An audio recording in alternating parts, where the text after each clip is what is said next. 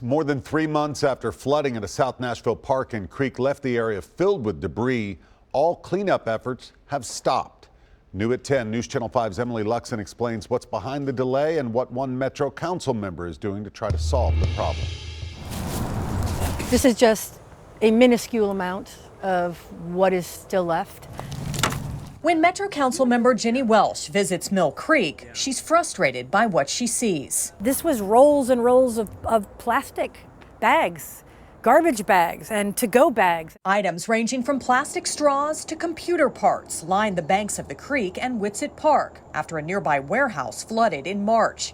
In April, the R.J. Schinner Company accepted responsibility for a portion of the debris and paid for crews to clean it up. They stepped up to the plate so easily that I kind of knew it almost seemed too good to be true. But with only about 20% of the work complete, late last week, the company abruptly pulled the plug on cleanup efforts, citing an insurance issue.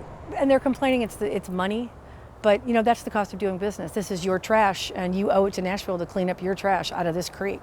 Councilmember Welsh is also concerned about the long-term environmental impacts since plastic and other debris is still floating in the creek. If we don't clean this up, we are looking into long-term ecological and environmental damage that we're never going to be able to recover from, ever. Councilmember Welsh says she's working with Metro Codes, Metro Legal, and Mayor Cooper's office to figure out ways to get R.J. Schinner and other companies responsible for the mess to start cleanup efforts again. We're working together to figure out some real concrete next steps that we can really hold people to account.